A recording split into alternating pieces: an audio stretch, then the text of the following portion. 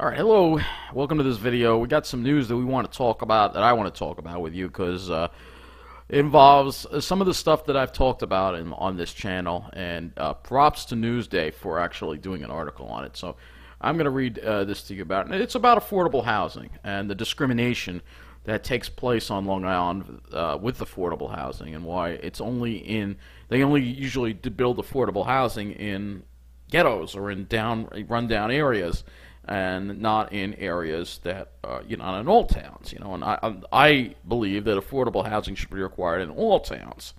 So I'm going to read you this article from Newsday, and this is the article, Dorothy Gooseby, I'm sorry if I'm pronouncing her name wrong, angered by Hempstead affordable housing study. So she is a Hempstead town councilwoman, and she complained that she was not notified of a $215,000 state grant to do a study of affordable housing in the town.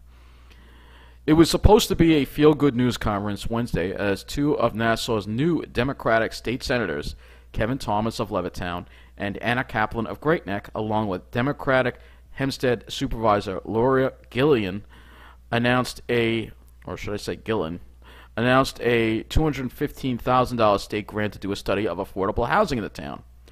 But senior Hempstead Town Councilwoman Dorothy Gooseby, also a Democrat, was having none of it.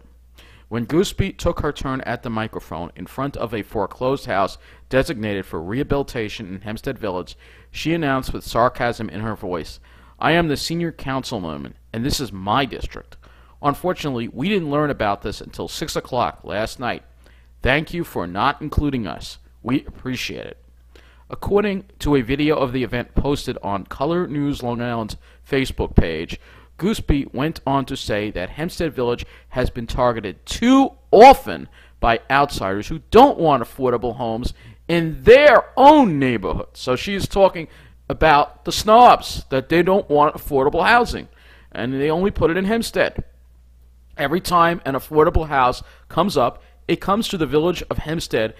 And one of the reasons we have so many problems is because the monies that are given to those who come from the outside, who want to build homes only in this area, Gooseby said.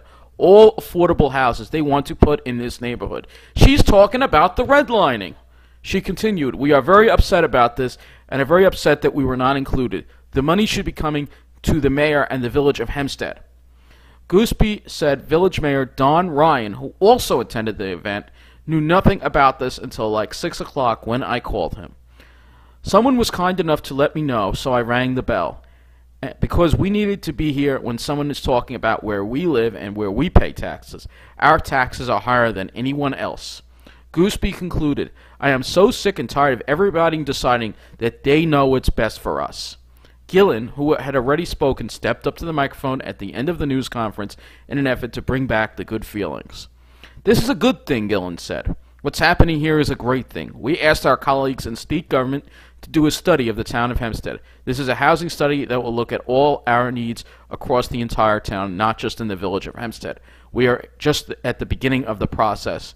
And Gillen concluded, "Today is a great day." Well, this is exactly the kind of stuff I'm talking about. And, when you put on the news and you hear, oh, they're building a Habitat for Humanity house, so they're building an affordable house, it's always in poor communities. Always. So it never gives poor people the right to move into, it never gives low-income people the path to live in a better community. They're always trapped in the ghetto. And this is exactly what I'm talking about. This is exactly what I'm talking about. So I'm glad Newsday did an article on this, because this is the kind of stuff that goes on. It's discrimination. It's illegal. They think they can get away with it, but it's coming out, and the light is coming out. Me and other YouTubers, and even Newsday now, is talking about this, because what's going on is illegal. We know that a lot of the folks from Belmore and Levittown are in Hempstead saying, let's build more affordable housing in Hempstead. What about in Belmore and Levittown? What about that? They only want to live with their own kind. They only want to live with their own kind while they're ruining other communities. And it's not right. It's not right. Affordable housing should be in every community. But these people think that the low-income folks and the disabled and other people in need of housing, they don't have the right to actually live in Belmore or Levittown or in Lynbrook or in Rockville Center, or in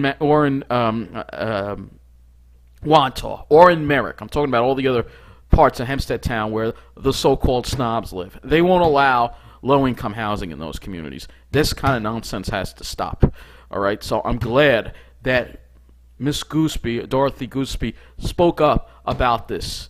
We need more people to raise their voices because this discrimination has to end. It's illegal, and it's too bad Trump is our president, because if Obama was still our president, I'm sure he'd be getting the federal government involved and looking at and taking a look into what's going on here on Long Island and Nassau County in particular in regards to discrimination, because it is very illegal what is happening on Long Island, and that's why we have to keep speaking up about it. Anyway, thank you for watching this video.